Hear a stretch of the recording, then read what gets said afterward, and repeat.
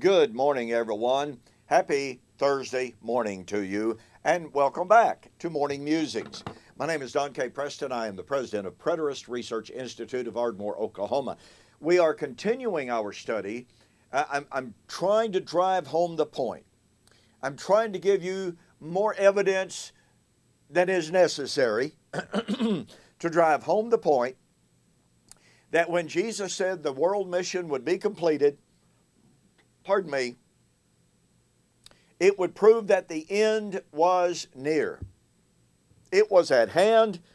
It was coming soon. Now, when I get through Revelation on this, all right, which is like 2 videos away, I'm going to drive this point home in an incredible way that leaves the opponents of covenant eschatology without any excuse, without any argument, without any evidence whatsoever that time statements mean nothing. You really don't want to miss this. Oh, and by the way, I've decided that due to the demand, and since I'm not finished with looking at Matthew 24:14 and the preaching of the gospel into all the world as a witness to the nations, I'm going to go ahead and extend my 2-book offer, all right, through this month. This will be a continuation. This will be the August 2019 2-book special. Regularly $41 for the month of August until I'm through with this examination of Into All the World Then Comes the End.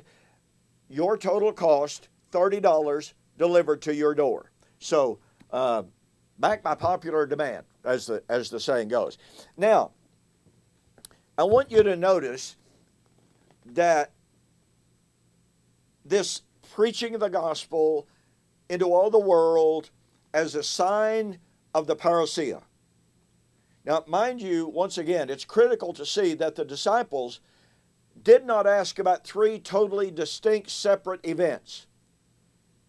As I've shared with you, Mr. Sam Frost says that Matthew chapter 24 verse 3 needs to be broken down like this.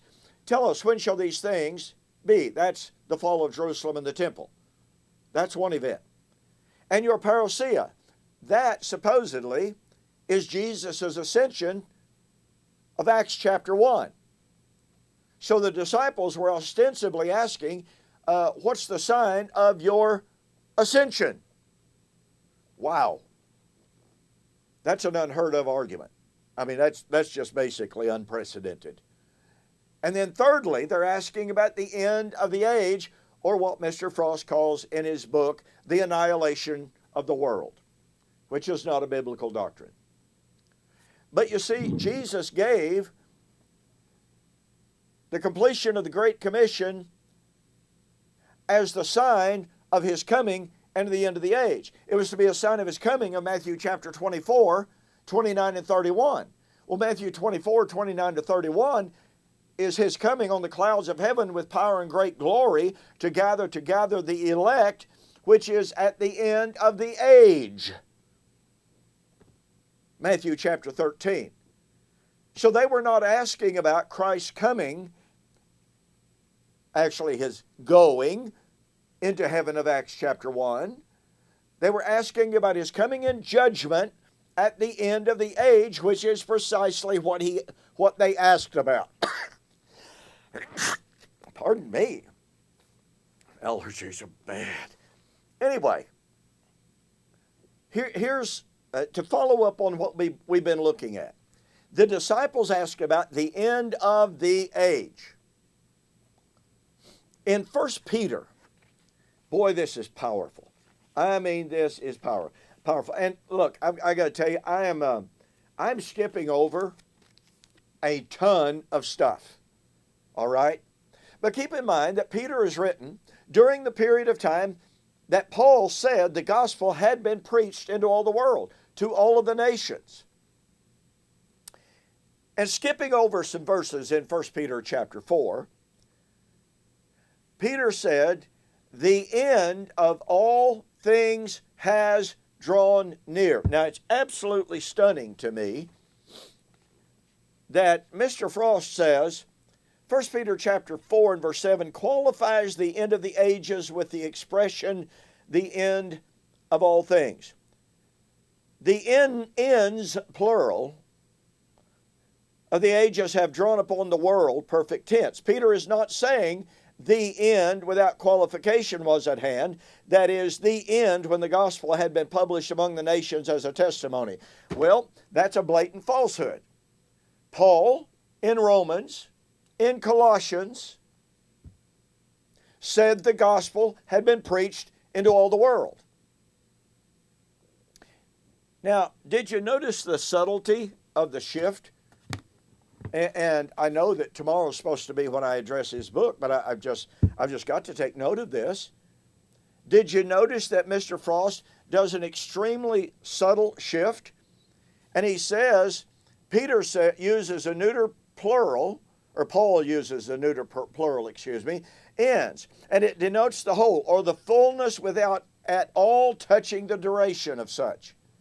Well, yes, it does. The ends of the ages has come upon us. There's your qualifier. There's your qualifier of time. The time had arrived. Then, on 1 Peter 4:7, he says, this qualifies the end of the ages with the expression, the end of all ages, of all things, The ends, plural, of the ages have drawn upon the world. Folks, that is not what Peter said. Mr. Frost argues that the end, singular, is the consummative end. Well, guess what? In 1 Peter 4 and verse 7, in the Greek, it is ho telos, singular. Oh, and Mr. Frost tells us it qualifies the end of the ages with the expression. Now, he says the end of the ages is qualified with the expression, the end of all things. Where is it qualified? Where is it qualified that it's not the end of all things? These are word games. And they're wrong.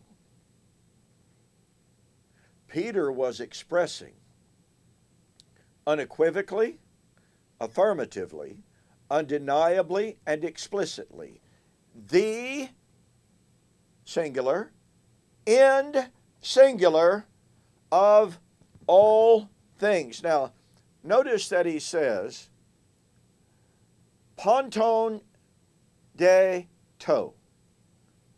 Of all things, the end has drawn near.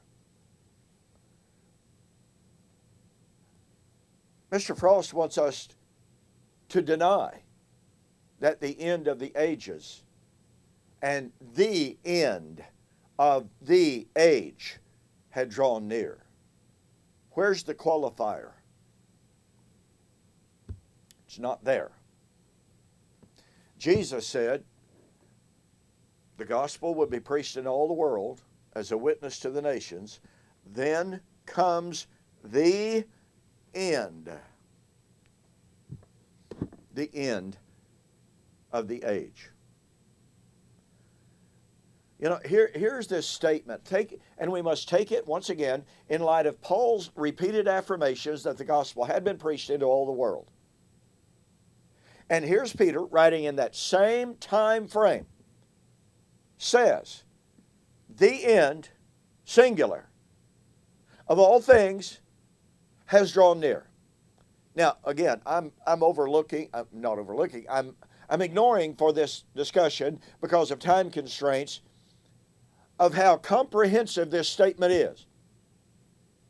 How it interrelates and conflates perfectly with Jesus' statement in Matthew chapter 24 and verse 14, this gospel of the kingdom will be preached in all the world as a witness to the nations. Then comes the end. And here is Peter writing when Paul has said the gospel had been preached in all the world, saying, or then the end would come. And Peter says, the end of all things has drawn near. Peter is commenting on Matthew 24:14, directly echoing it.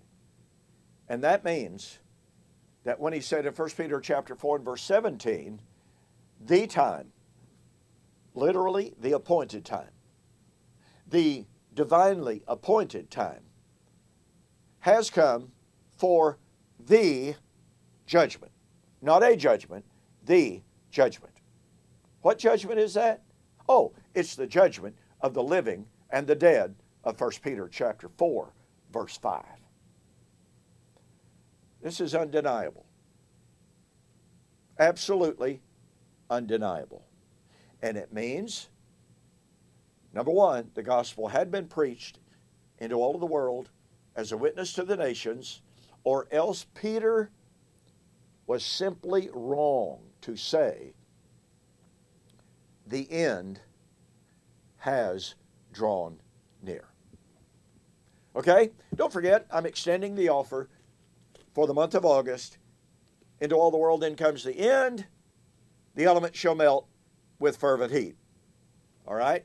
By the way, if you'd like to substitute another book of equal price in this special, contact me and I'll work with you on that. You may already have this book, but contact me and I'll work with you. But you really, really, really need this book, all right? Okay, thanks for joining me for this morning's Morning Musings. Tomorrow, we'll take another look at Mr. Sam Frost's book, The Parousia of the Son of Man. You don't want to miss that, so I'll see you on the flip side.